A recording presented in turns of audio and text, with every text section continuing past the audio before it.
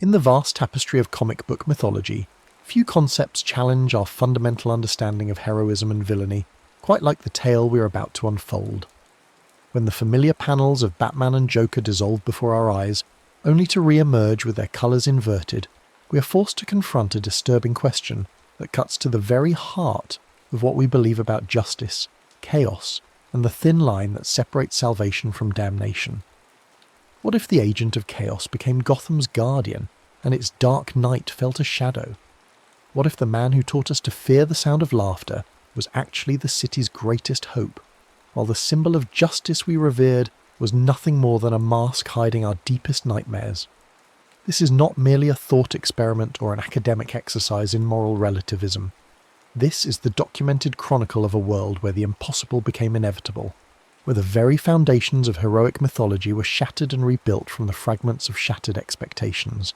Through archival footage, expert testimony, and the painstaking reconstruction of events that defied all logical explanation, we present the definitive account of how Gotham City learned to love the man in white and fear the creature that lurked beneath the cowl. The story begins, as all great myths do, with birth and tragedy, but not in the way we have been conditioned to expect. Arthur Wayne entered this world as the heir to a dynasty built on compassion and comedy, a peculiar combination that would prove prophetic in ways no one could have anticipated. The Wayne family fortune had been amassed not through the traditional means of industrial conquest or corporate manipulation, but through a unique blend of philanthropic ventures and entertainment enterprises that brought joy to the masses while lifting them from poverty. Thomas Wayne was not merely a doctor who ministered to the physical ailments of Gotham's citizens. He was a man who understood that laughter could heal wounds that no surgery could reach. Martha Wayne, née Kane, brought her own particular genius to this union. A former circus performer turned social worker, she had dedicated her life to the belief that even the darkest corners of human experience could be illuminated by the simple act of finding something to smile about. Together, they raised their son Arthur in an environment where wealth was viewed not as a privilege to be hoarded, but as a responsibility to be shared through acts of service that brought light to others. The tragedy that would define Arthur Wayne's destiny unfolded on a night that should have been filled with laughter. The family had attended a performance at the Gotham Opera House, but instead of the traditional tragic tale of betrayal and death, they had chosen to see a comedy revue that Thomas Wayne had helped finance. As they walked through the same alley that in another universe would witness the birth of Batman's mission of vengeance, the shots rang out with the same cruel finality. But as Arthur knelt beside his dying parents, something remarkable happened that would echo through the corridors of history. Instead of succumbing to rage or despair, the young heir found himself overwhelmed by an emotion that shocked even him in its intensity. As his father's blood pooled beneath his knees and his mother's final breath escaped in a sound eerily reminiscent of laughter, Arthur Wayne began to smile. Not the twisted grin of madness or the bitter smirk of cynicism, but a genuine expression of profound understanding. In that moment of ultimate darkness, he grasped a truth that would become the cornerstone of his life's work. That the only way to defeat the cruelty of an indifferent universe was to refuse to let it steal your capacity for joy.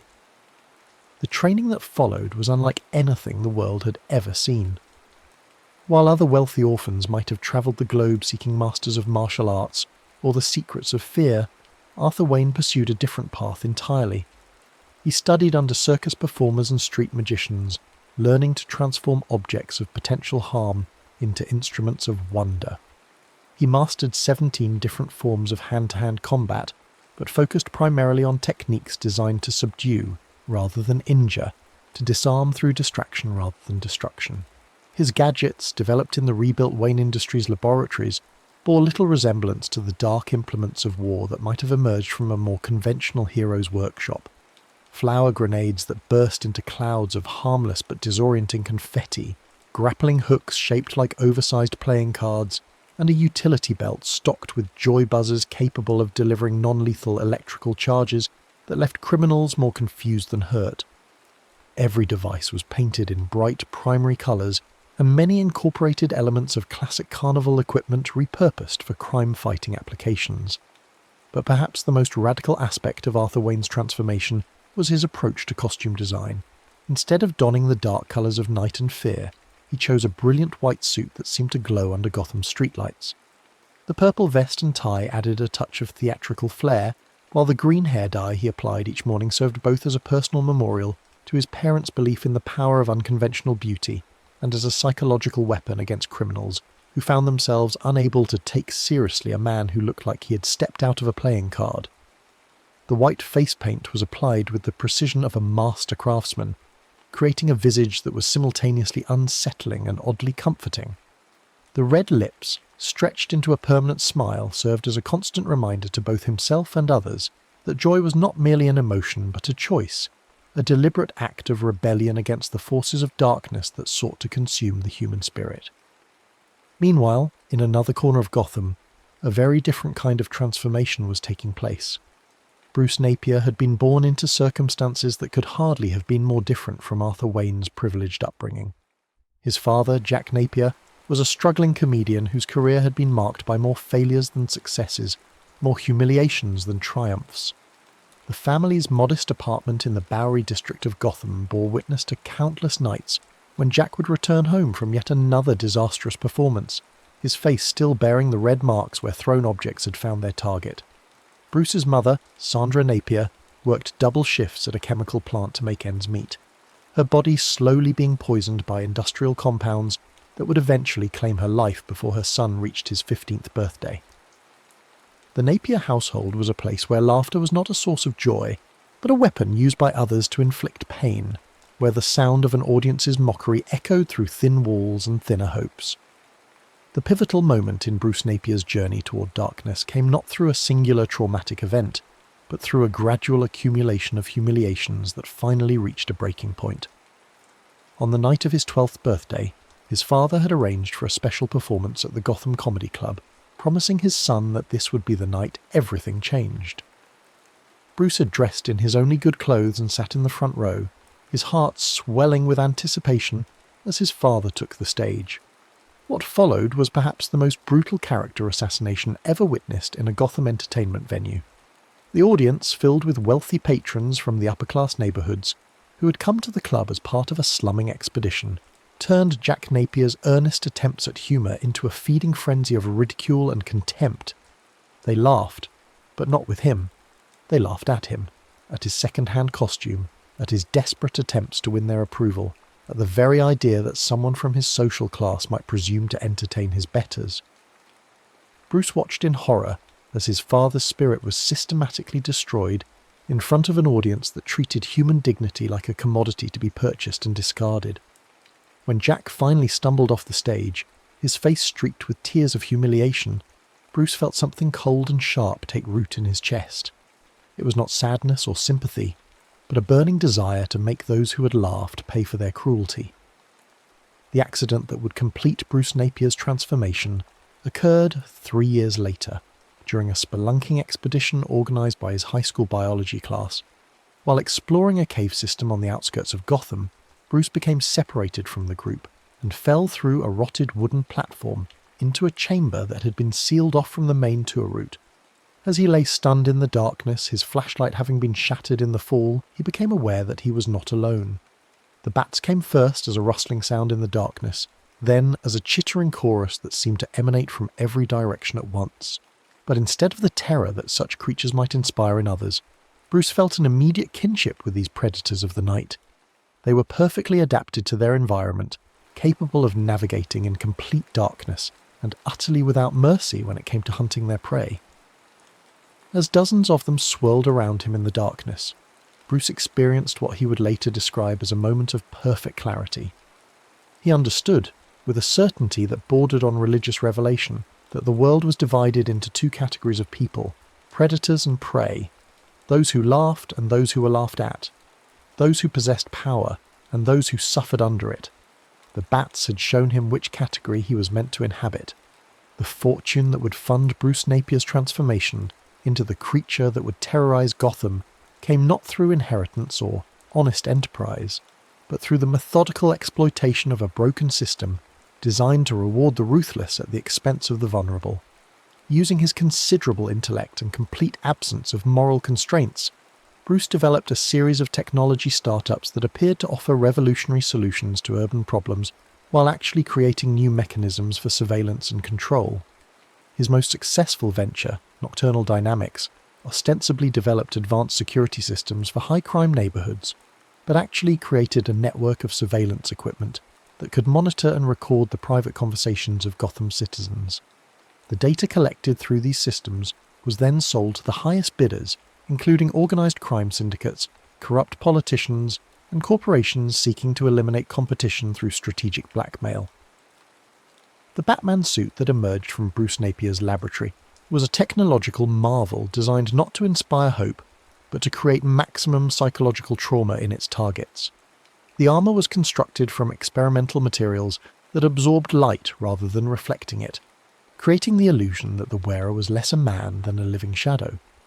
The cape was equipped with mechanical extensions that could be deployed to create the appearance of massive wings, while the cowl incorporated voice modulation technology that could make Bruce's words seem to come from everywhere and nowhere at once. But the most sinister aspect of the Batman identity was its calculated exploitation of Gotham's deep-seated cultural fears. Bruce had studied the city's history extensively, paying particular attention to the various moral panics and mass hysteria events that had periodically swept through the population. He understood that Gotham's citizens were primed to believe in monsters, to accept that their city was fundamentally cursed or corrupted in ways that defied rational explanation. By positioning himself as a creature of supernatural vengeance rather than a conventional criminal, Batman was able to operate with impunity, while ordinary law enforcement struggled to develop effective countermeasures against what appeared to be paranormal phenomena. Police reports from this period read like collections of ghost stories, filled with eyewitness accounts of a figure that could appear and disappear at will, that could scale impossible heights and survive impacts that should have been fatal.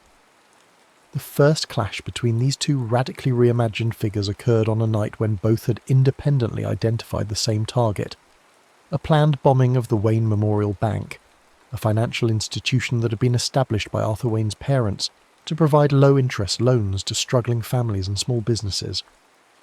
The bombers, later identified as members of a terrorist cell funded by corporate interests seeking to eliminate competition from ethical banking practices, had planted their explosives in the building's foundation and were preparing to detonate them during the evening hours when the surrounding apartment complex would be filled with families. Arthur Wayne, operating under his newly adopted identity as the Joker, had learned of the plot through his network of street-level informants, many of whom were former patients at the mental health facilities he had established throughout the city. His approach to preventing the bombing was characteristically unconventional. Instead of simply disarming the explosives, he replaced them with his own custom-designed confetti grenades, devices that would create a spectacular but harmless light show that would simultaneously alert authorities to the threat and provide evidence of the conspiracy. Batman, however, had very different plans for the evening's events.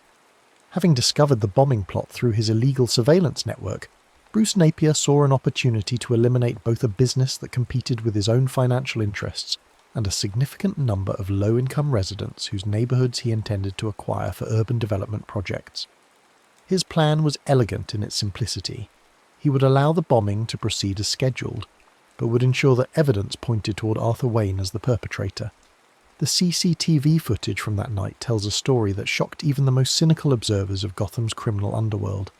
At precisely 11:47 p.m, a figure in a white suit and purple vest can be seen entering the Wayne Memorial Bank through a service entrance, carrying what appears to be a standard demolitions kit. Over the course of the next 17 minutes, this figure systematically locates and replaces each of the terrorist-planted explosives with his own devices, working with the precision of a master craftsman and the confidence of someone utterly unafraid of discovery. At 12:03 a.m, a second figure appears on the surveillance cameras, this one clad in dark armour that seems to absorb the light from the security cameras, creating an almost spectral effect. This figure moves through the building with predatory grace, and careful analysis of the footage reveals that he is actually installing explosive devices in locations that had not been targeted by the original bombers. The implications of this discovery would not become clear until much later, but the evidence strongly suggests that Batman was not trying to prevent the bombing, but to ensure that it would cause maximum casualties. The confrontation between the two figures occurred in the bank's main lobby, a space dominated by a massive mural depicting Thomas and Martha Wayne distributing food and medical supplies to families displaced by economic hardship. The audio pickup from the security system captured a conversation that would be analysed and debated by experts for years to come. The Joker's voice, even filtered through the building's aging sound system, carried an unmistakable note of genuine concern as he addressed the armoured figure. "You know, friend, I'm not sure what you're planning here, but I've got a feeling it's not going to end with anyone having a good laugh about it later." The response from Batman was delivered in a voice that seemed to emerge from the shadows themselves. "Laughter is for those who don't understand the true nature of this world. Tonight Gotham learns that there are consequences for its complacency." The physical altercation that followed lasted only 93 seconds, but the psychological impact would reverberate through Gotham's collective consciousness for decades. The Joker fought with a style that incorporated elements of classic slapstick comedy, using banana peels to trip his opponent and deploying a series of increasingly absurd gadgets that seemed designed more to confuse than to harm. Batman, by contrast, fought with a methodical brutality that seemed calculated to cause maximum psychological trauma, using fear-inducing tactics that went far beyond what was necessary to subdue an opponent. The climax of their encounter came when the Joker, realizing that his opponent was preparing to detonate the explosives that had been planted throughout the building, made a desperate choice that would define his legacy as Gotham's unlikely savior. Instead of continuing to fight, he began to laugh. Not the maniacal cackle that popular culture would later associate with insanity, but a warm, genuine expression of joy that seemed to fill the entire space with light. The effect on Batman was immediate and devastating.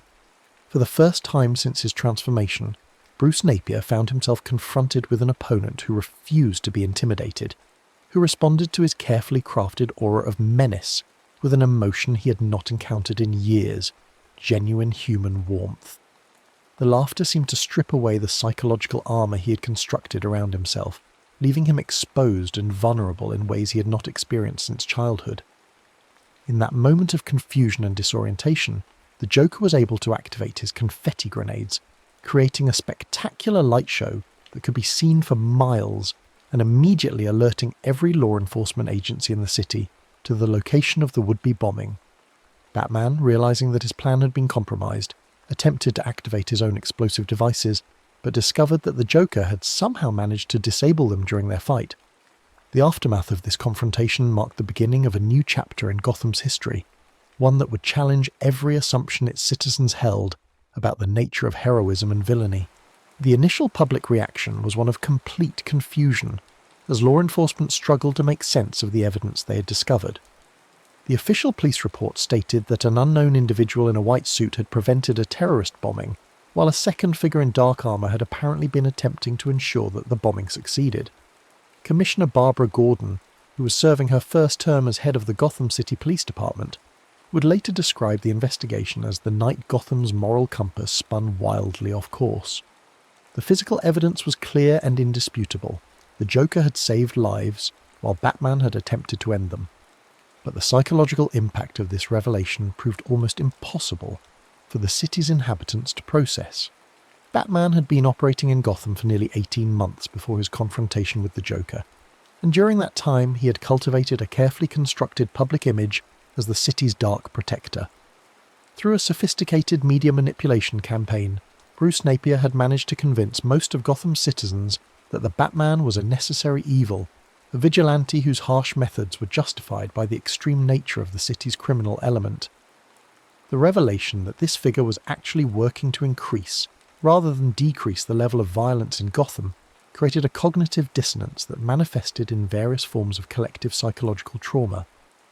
Emergency rooms reported a significant increase in anxiety-related admissions, while therapists throughout the city found themselves overwhelmed by patients struggling to reconcile their admiration for the Batman with the evidence of his true nature. The Joker, meanwhile, used the publicity generated by the bombing incident to launch what he called the Ha Ha Haven initiative, a comprehensive mental health outreach program designed to address the psychological wounds that years of urban violence had inflicted on Gotham's population. The program was headquartered in an abandoned carnival ground on the outskirts of the city, a location that had been vacant since the economic collapse of the previous decade had forced its closure. The transformation of this derelict site into a functioning community centre was accomplished through a combination of Arthur Wayne's financial resources and an army of volunteers who had been inspired by his example to contribute their own time and skills to the project. The carnival's former rides were converted into therapeutic spaces designed to help patients confront their fears in a controlled environment, while the old game booths became workshops where individuals could learn practical skills that would help them rebuild their lives. The centrepiece of the Ha Ha Haven was the main performance tent, which had been converted into a community theatre where residents could participate in improvisational comedy workshops designed to help them process trauma through the healing power of laughter. The Joker himself served as the primary facilitator for these sessions, using his natural charisma and genuine concern for others to create an environment where even the most damaged individuals could begin to rediscover their capacity for joy. The success of the Ha Ha Haven program was measured not just in statistical terms, although the numbers were impressive enough. Within 6 months of its opening, violent crime in the surrounding neighbourhoods had decreased by nearly 40%, while reports of depression and anxiety-related disorders had dropped by an even more significant margin. But the true measure of the programme's impact could be seen in the transformation of individual lives, in the stories of people who had arrived at the Haven broken and despairing, only to leave with renewed hope and purpose. One of the most remarkable aspects of the Ha Ha Haven was its approach to rehabilitation for former criminals. Instead of focusing on punishment or traditional forms of therapy, the programme offered a radical alternative, the opportunity to transform destructive impulses into constructive action through the medium of performance art. Former gang members became community organisers, using their street credibility to mediate disputes and prevent violence. Recovering addicts became peer counsellors, drawing on their own experiences to help others navigate the path to sobriety.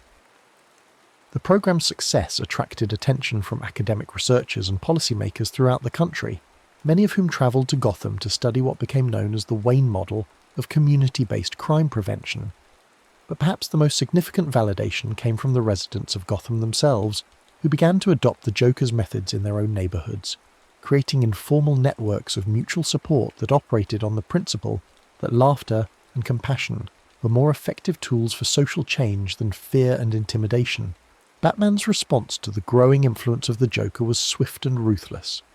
Recognizing that his carefully constructed image as Gotham's protector was being undermined by the stark contrast between his methods and those of his white-suited adversary, Bruce Napier decided to escalate his operations dramatically.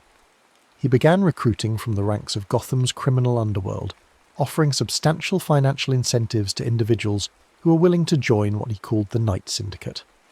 The recruitment process was a masterpiece of psychological manipulation, targeting individuals whose personal histories made them particularly susceptible to the Batman's dark vision of justice. Edward Nygma, who had been struggling with a gambling addiction that had cost him his job as a forensic accountant, was offered unlimited resources to satisfy his compulsive need for intellectual stimulation, in exchange for developing strategic plans for the syndicate's operations. Bane, whose dependence on performance-enhancing drugs had made him a pariah in the world of professional athletics, was given access to experimental compounds that enhanced his physical capabilities beyond human limits, in exchange for serving as the organization's primary enforcer. The Night Syndicate operated according to a carefully developed business model that transformed traditional organized crime into a sophisticated corporate enterprise. Instead of controlling territory through violence and intimidation, the syndicate used advanced technology and psychological warfare to manipulate market forces and social institutions. Their primary revenue streams came from protection rackets that targeted businesses competing with syndicate-owned enterprises, illegal surveillance operations that generated blackmail material, and sophisticated financial fraud schemes that exploited regulatory loopholes.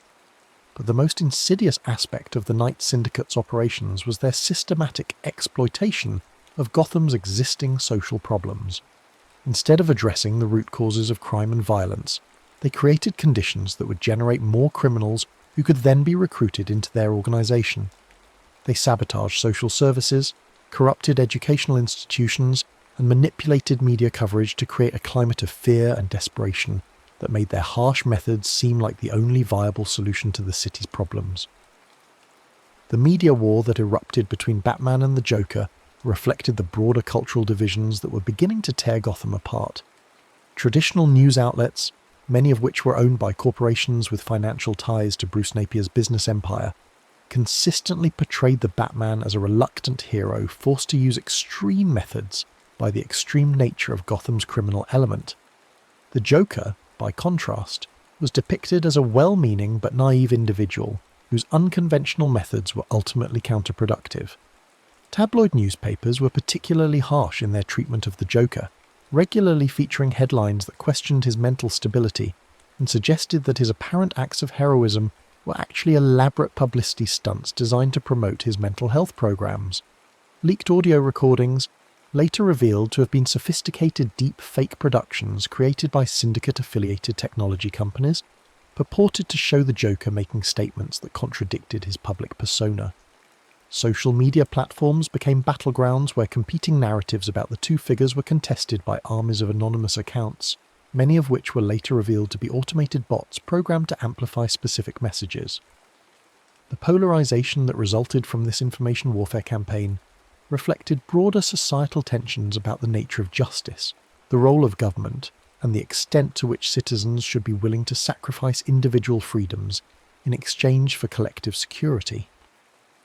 Academic scholars who attempted to study the phenomenon found themselves caught in the crossfire of these competing narratives.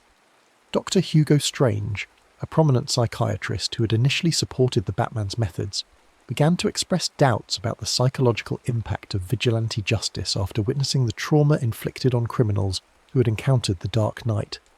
His research into what he termed bat trauma syndrome revealed that individuals who had been subjected to Batman's fear-based interrogation techniques showed symptoms consistent with severe post-traumatic stress disorder.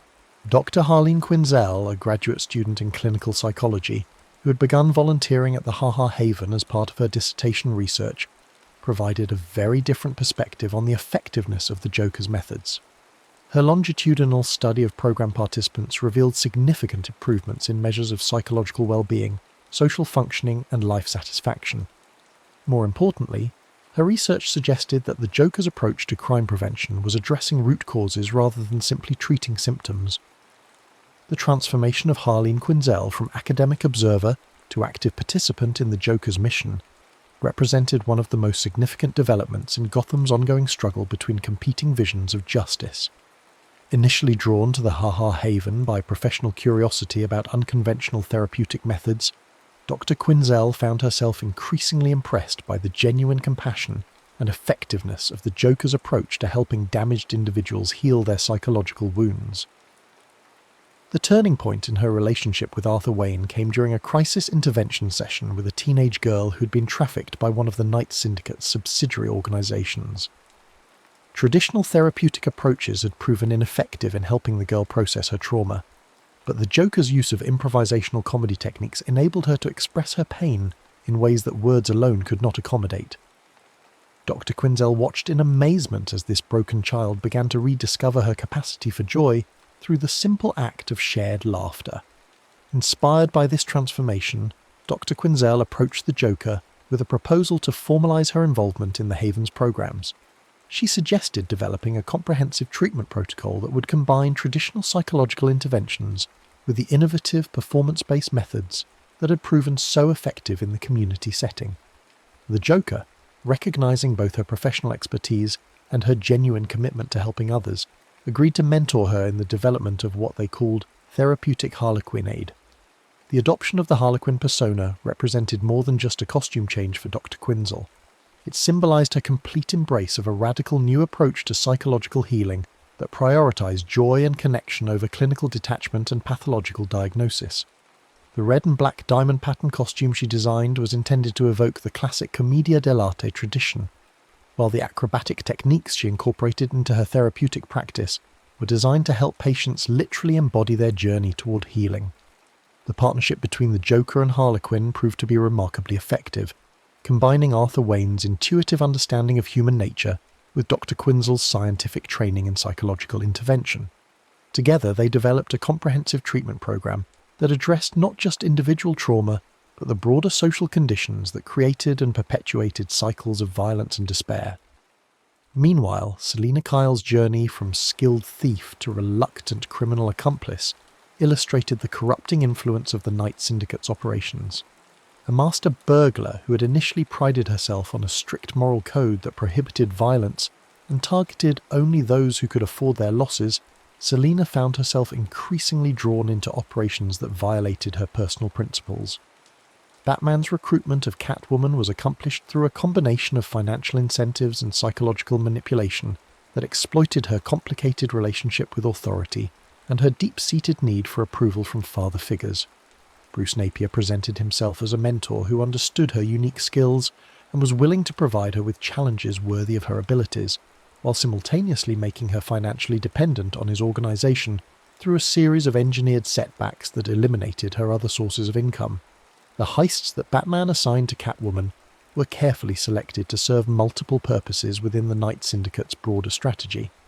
On the surface, they appeared to be conventional burglary operations targeting wealthy individuals and corrupt corporations. But the true purpose of these crimes was to obtain information and leverage that could be used to expand the Syndicate's influence over Gotham's political and economic institutions. Selina's growing discomfort with her role in these operations reflected her recognition that she was being used as a tool in a larger scheme that was fundamentally at odds with her personal values. The thefts she was asked to perform increasingly targeted institutions and individuals who were working to improve conditions for Gotham's most vulnerable residents.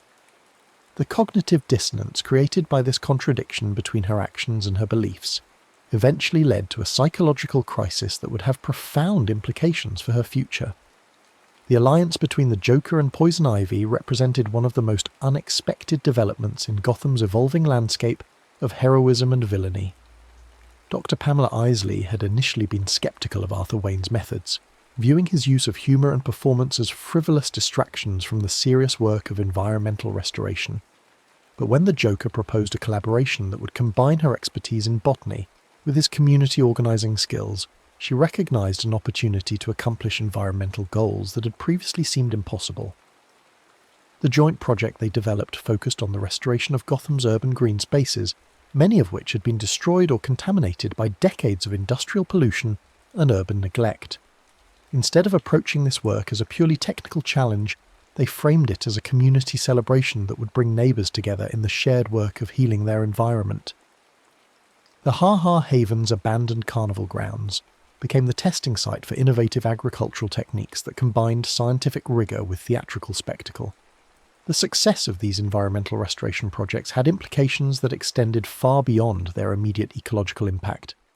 By demonstrating that environmental healing could be accomplished through community cooperation and celebration, rather than confrontation and protest, the Joker and Poison Ivy provided a model for addressing complex social problems that inspired similar initiatives throughout the city.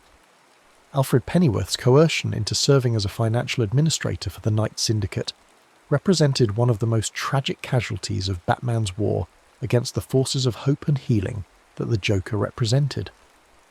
A distinguished gentleman who had served the Wayne family for decades, Alfred possessed both the technical expertise and the personal connections necessary to manage the complex financial operations that funded the Syndicate's activities. Batman's recruitment of Alfred was accomplished through a systematic campaign of threats and intimidation that exploited the older man's loyalty to the Wayne family legacy and his guilt over his failure to prevent the tragedy that had claimed Thomas and Martha Wayne's lives. Bruce Napier presented his criminal activities as a continuation of his parents' commitment to protecting Gotham's residents, arguing that conventional methods had proven inadequate to address the scale of the city's problems. The moral compromise that Alfred was forced to make in order to protect himself, and the memory of the Wayne family he had served so faithfully, illustrated the corrosive effect of the Night Syndicate's operations on everyone who came into contact with them. Even individuals who began with the best of intentions found themselves gradually drawn into activities that violated their fundamental principles, trapped by a web of financial dependence and psychological manipulation that made escape seem impossible. The development of Batman's Echo Protocol surveillance system represented the culmination of his transformation from vigilante to authoritarian despot. This citywide network of listening devices, hidden cameras and data-gathering sensors was ostensibly designed to prevent crime by monitoring all forms of communication and behaviour that might indicate criminal activity. In reality, it created a comprehensive system of social control that eliminated privacy, freedom of association, and the possibility of political dissent. The technical specifications of the Echo Protocol were impressive in their scope and sophistication. Advanced artificial intelligence algorithms analyzed thousands of hours of audio and video data daily, identifying patterns of behavior that might indicate criminal activity, political subversion, or simple nonconformity. The system was capable of tracking individual citizens throughout their daily lives, creating detailed profiles of their associations, preferences, and psychological characteristics. But the most insidious aspect of the Echo Protocol was its use of predictive analytics to identify individuals who were likely to commit crimes before they had actually done so. These pre-crime assessments were used to justify preemptive arrests and disappearances that effectively eliminated due process and the presumption of innocence. Citizens who were identified as potential threats simply vanished from their homes and workplaces, transported to underground detention facilities that became known as the Bat Pits. The Bat Pits themselves were marvels of psychological engineering, designed to break down individual resistance through a combination of sensory deprivation, social isolation, and constant surveillance. Prisoners were held in cells that were too small to stand upright or lie down comfortably, under lighting that made it impossible to distinguish between day and night. The constant sound of bat wings and chittering that echoed through the facility was designed to create a state of psychological disorientation that would make inmates more susceptible to interrogation and re-education. The Joker's discovery of the Echo Protocol's existence marked the beginning of the final phase of his conflict with Batman.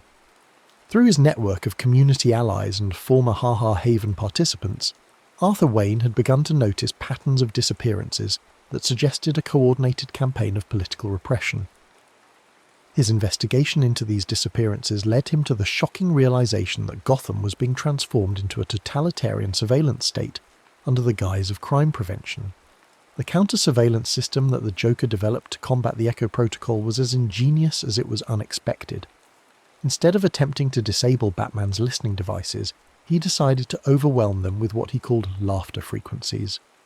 These carefully calibrated sound waves, transmitted through the city's existing communications infrastructure, created a form of acoustic interference that made it impossible for the surveillance system to distinguish between genuine conversations and random noise. The laughter frequencies were generated by a network of devices disguised as children's toys and novelty items that were distributed throughout Gotham by Ha Ha Haven volunteers. Each device was programmed to emit specific frequencies at random intervals, creating a citywide chorus of electronic laughter that effectively blinded the Echo Protocol's audio surveillance capabilities. The psychological impact of this intervention was as significant as its technical effectiveness, as citizens began to associate the sound of laughter with resistance to authoritarian control.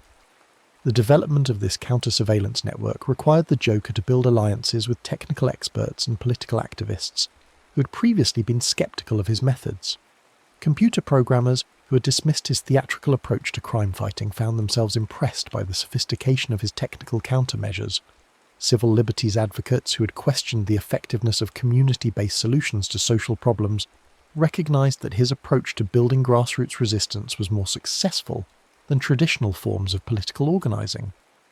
The 72-hour confrontation that would ultimately determine the fate of Gotham began when Batman announced his intention to implement what he called the Renewal Protocol, a plan to eliminate what he characterized as the criminal elements that were preventing the city from achieving its full potential.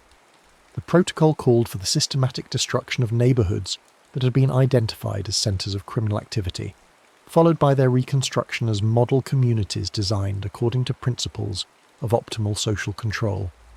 The Gotham Bridge Carnival was the Joker's response to this threat, a 3-day festival of community celebration and political resistance that would demonstrate the power of joy and connection to overcome fear and division. The event was organized around the principle that the best way to resist authoritarianism was not through violence or confrontation, but through the creation of alternative spaces where different values and approaches to human relationships could be demonstrated and shared. The carnival featured performances by community members who had been transformed by their participation in Ha Ha Haven programs, art installations created by residents of neighborhoods that had been targeted for destruction, and workshops that taught practical skills for building sustainable communities. The centerpiece of the event was a series of comedy performances by the Joker himself, shows that combined entertainment with political education and community organizing. Batman's response to the carnival was swift and decisive. Recognizing that the event represented an existential threat to his vision of Gotham's future, he mobilized the full resources of the Night Syndicate to ensure its destruction. The plan he developed was characteristically brutal in its simplicity. A series of coordinated explosions would destroy the bridge during the carnival's closing ceremony, eliminating not just the Joker and his closest allies, but thousands of innocent civilians whose only crime had been to believe that a better world was possible. The explosives that Batman planted throughout the bridge's infrastructure were far more powerful than anything he had used in previous operations. Instead of the conventional demolition charges that might have been expected for such an operation, he deployed experimental weapons-grade compounds that had been developed by Wayne Industries' Military Research Division. These devices were designed not just to destroy the bridge, but to create a fireball that would be visible from space, a symbolic demonstration of the futility of resistance to his authority. The parallel narratives that unfolded during those final 72 hours revealed the fundamental difference between the two men who had come to embody Gotham's competing visions of justice. While Batman worked in isolation, surrounded by technology and subordinates who feared rather than loved him, the Joker was constantly surrounded by people who had chosen to join his cause, not out of fear or financial incentive, but because they believed in the possibility of transformation and healing.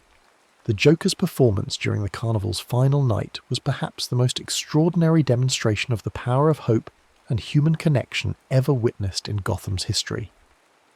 Standing on a makeshift stage in the center of the bridge, surrounded by thousands of people who had come to celebrate community and resistance, Arthur Wayne delivered what witnesses would later describe as a comedy routine that was simultaneously hilarious and profoundly moving.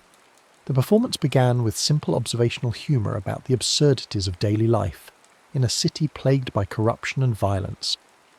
But as the evening progressed, the Joker's material became increasingly personal and political, addressing the fears and hopes that had brought the community together.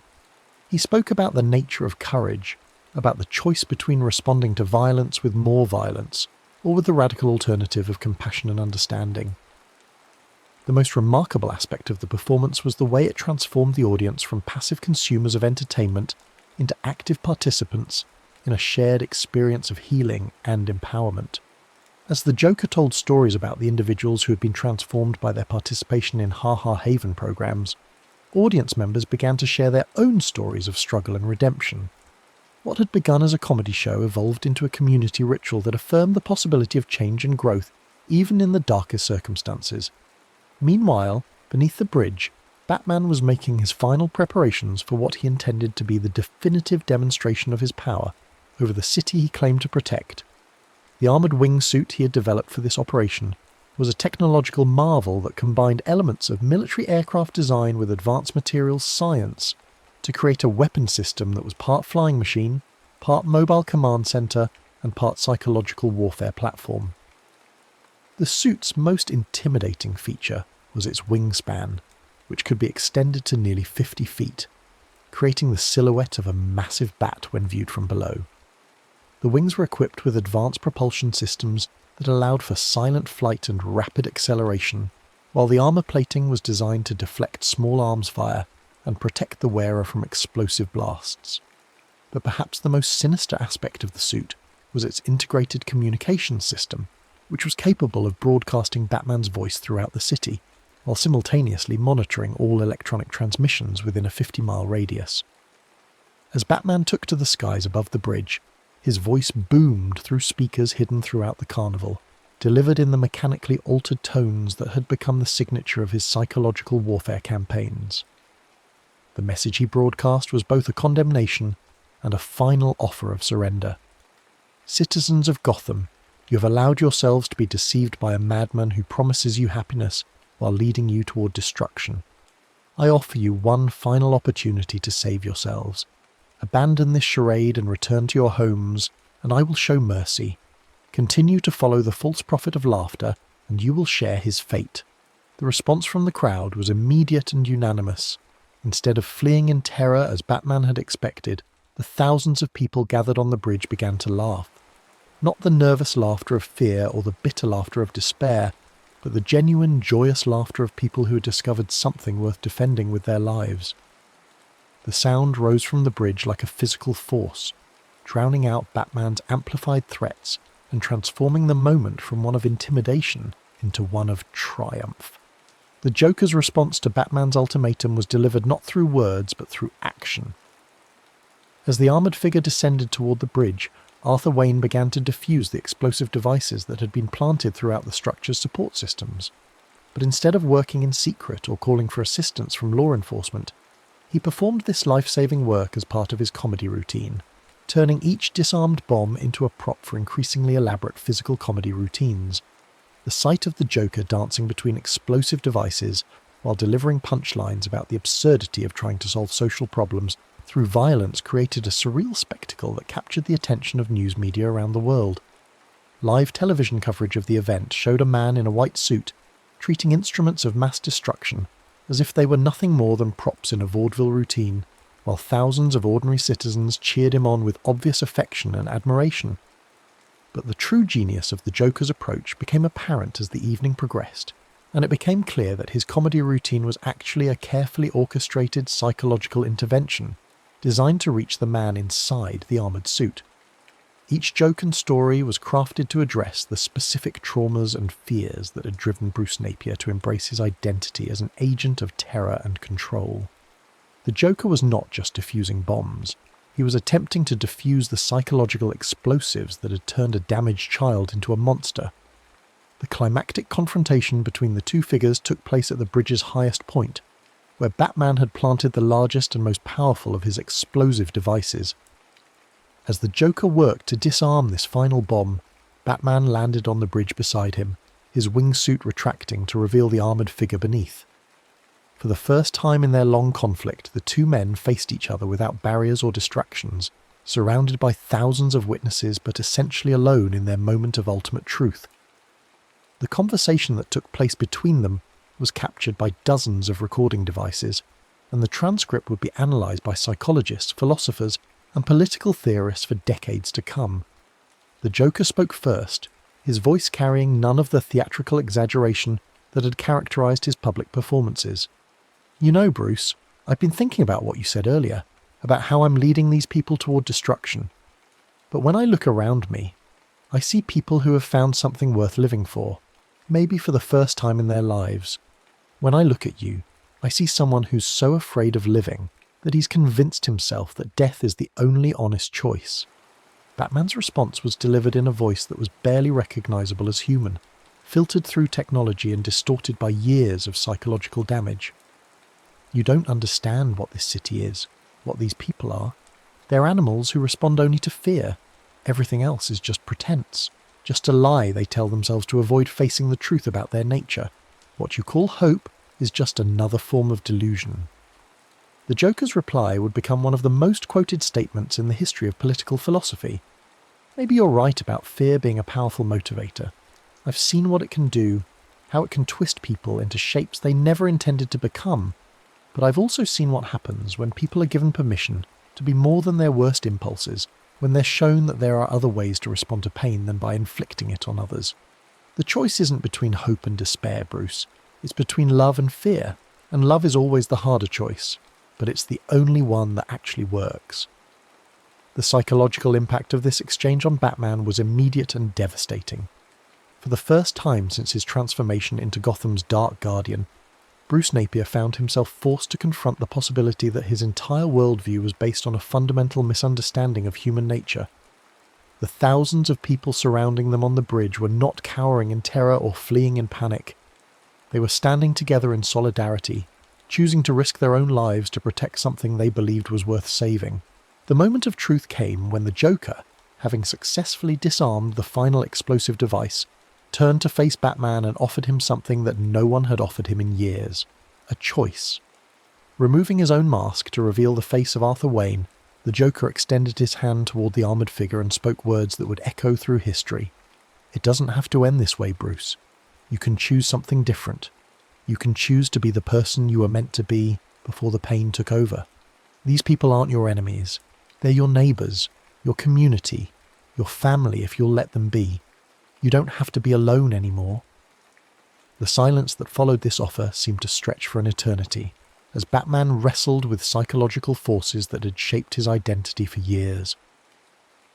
The thousands of people gathered on the bridge held their breath, sensing that they were witnessing a moment that would determine not just their own fates, but the future of their city. Television cameras captured every detail of the armoured figure's body language as he processed the Joker's words and weighed his options. When Batman finally spoke, his voice carried a note of something that might have been regret. You think you understand what I am, what I've become, but you don't know what I've done, the things I've chosen, the people I've hurt. There's no going back from what I am now. There's no redemption for someone who has gone as far as I have. The Joker's response was immediate and unequivocal.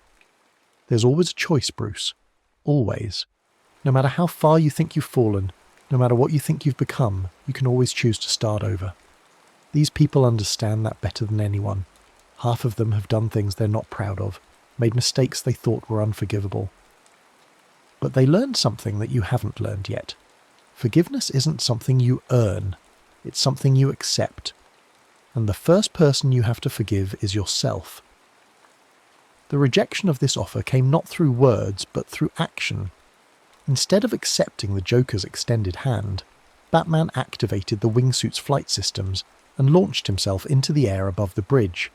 But instead of fleeing or regrouping for another attack, he began to deploy what appeared to be his final contingency plan, a series of airborne explosive devices that would destroy the entire bridge and everyone on it, including himself. The Joker's response to this ultimate act of nihilistic destruction was characteristically unconventional. Instead of attempting to flee or calling for evacuation, he began to laugh. But this was not the warm, healing laughter that had become his trademark. It was something deeper and more primal, a sound that seemed to emerge from the very core of his being and expand outward to encompass the entire gathered community. The laughter was infectious in the most literal sense, spreading from person to person until the entire bridge was filled with the sound of thousands of people expressing their refusal to be intimidated by the threat of death. But more than just a gesture of defiance, the laughter served a practical purpose that no one could have anticipated. It created a form of sonic interference that disrupted the electronic detonation systems that Batman had installed in his airborne explosives. The sight of Batman's weapons failing to detonate as planned created a moment of confusion that the Joker immediately exploited. Using a series of modified confetti cannons that had been concealed throughout the bridge's structure, he launched thousands of small devices into the air around the armoured figure. These devices, which appeared to be nothing more than colourful party favours, were actually sophisticated electronic countermeasures designed to interfere with the wingsuit's control systems. The result was both spectacular and symbolic. As Batman struggled to maintain control of his failing aircraft, the confetti devices exploded in brilliant displays of colour that transformed the night sky above Gotham into a canvas of light and celebration. The contrast between the dark, predatory figure of Batman and the joyous explosion of colour surrounding him created an image that would become one of the most iconic photographs in the city's history. Batman's final descent was not the controlled crash that he had planned, but a chaotic tumble that ended when he struck the bridge's central support tower and fell into the river below. The wingsuit's armour protected him from immediate death, but the psychological impact of his defeat was far more devastating than any physical injury. As he sank beneath the dark waters of Gotham River, Bruce Napier was forced to confront the reality that his vision of order through fear had been comprehensively rejected by the very people he had claimed to protect.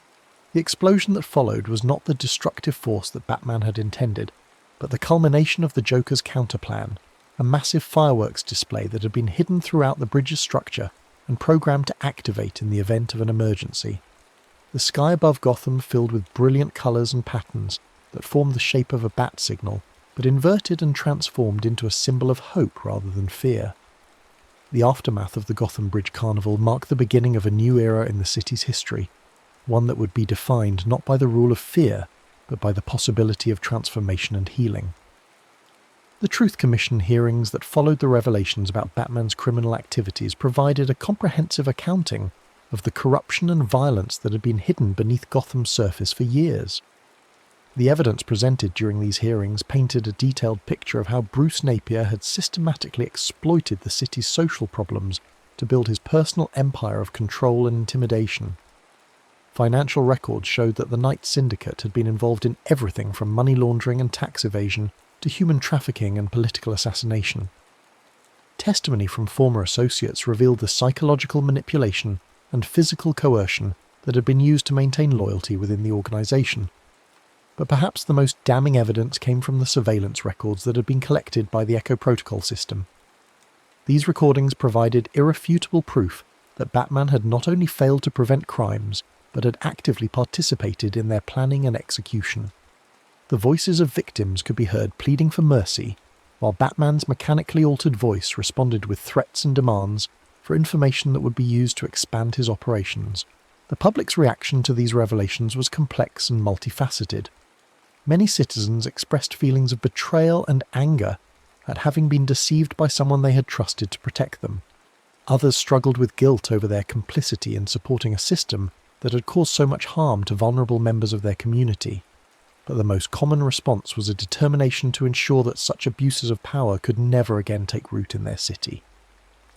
The Joker's decision to decline the mayoral position that was offered to him by grateful citizens demonstrated his understanding that true leadership comes not from holding office, but from empowering others to take control of their own destinies.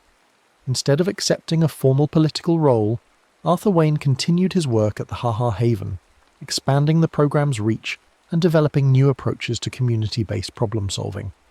The sight of children throughout Gotham painting their faces with white makeup and red smiles became a powerful symbol of the transformation that had taken place in the city's collective consciousness. These young people were not imitating a specific individual, but expressing their embrace of values that prioritized joy over fear, community over isolation, and hope over despair. The face paint became a form of political expression, a visible declaration that they refused to accept violence and intimidation as inevitable aspects of urban life. The ripple effects of Gotham's transformation extended far beyond the city's borders, inspiring similar movements in communities throughout the country and around the world. The Wayne model of community-based crime prevention was studied and adapted by social workers, policymakers, and grassroots organisers who recognised its potential to address problems that traditional approaches had failed to solve. In Metropolis, investigative journalist Lex Luthor began asking uncomfortable questions about the city's greatest hero, wondering if Superman's godlike powers and alien origins made him a protector or a potential threat to human autonomy. The parallels between Superman's position as an unaccountable guardian and Batman's role as a self-appointed judge were impossible to ignore, leading to a broader examination of the relationship between power and responsibility in a democratic society. The Amazonian peace accords brokered by the reformed villain known as Cheetah demonstrated that the model of transformation through compassion could be applied even to conflicts that had seemed intractable. Dr. Barbara Minerva's work in mediating disputes between warring factions drew directly on the techniques developed at the Ha-Ha Haven, showing that humour and empathy could be more effective tools for conflict resolution than military force or economic sanctions. The toy lines and merchandising that followed Gotham's transformation reflected a fundamental shift in how popular culture portrayed heroism and villainy. Instead of action figures designed to reenact scenes of violence and conflict, children's toys began to emphasize cooperation, creativity, and problem-solving. The most popular items were not weapons or vehicles, but art supplies, musical instruments, and games that required players to work together toward common goals. The streaming series and comic book adaptations that emerged from this period broke new ground in their exploration of complex moral and psychological themes. Instead of simple stories about good versus evil, these narratives examined the conditions that create both heroes and villains, and the possibility of redemption even for those who have committed terrible acts. The most successful productions were those that challenged audiences to examine their own assumptions about justice, forgiveness, and the nature of human potential. But perhaps the most profound impact of Gotham's transformation was the way it changed how people throughout the world thought about the relationship between individual action and social change. The Joker's example demonstrated that one person's commitment to treating others with dignity and compassion could create a ripple effect that transformed entire communities. His story became a template for understanding how ordinary individuals could become agents of positive change without resorting to violence or coercion. The blank playing card that appeared in the documentary's final frame served as a powerful metaphor for the infinite possibilities that exist when people choose to reject predetermined narratives about human nature and social organisation. Like the card itself, the future remained unwritten, waiting for new stories to be told by people who refused to accept that things had to remain as they had always been. The spotlight that illuminated this symbol of potential was not the harsh glare of interrogation or the cold beam of surveillance, but the warm glow of hope and possibility that the Joker had brought to Gotham's darkest corners. It represented the understanding that every ending is also a beginning, every conclusion an invitation to imagine something different and better. As the documentary drew to its close, viewers were left not with answers, but with questions that would continue to resonate long after the final credits rolled. What would their own communities look like if they embraced the Joker's example of responding to cruelty with kindness, to fear with laughter, to despair with hope? How might their own stories be rewritten if they chose to see potential for transformation rather than evidence of inevitable decline? The legacy of Gotham's rewritten legend extended far beyond the boundaries of fiction into the realm of practical possibility. The documentary served not just as entertainment, but as inspiration, challenging viewers to consider their own roles in shaping the narratives that would define their communities' futures. In a world where darkness often seemed to be winning, the story of the Joker's triumph offered proof that another way was possible, that laughter truly could be the sharper blade, and that sometimes the greatest act of heroism was simply refusing to let the light go out.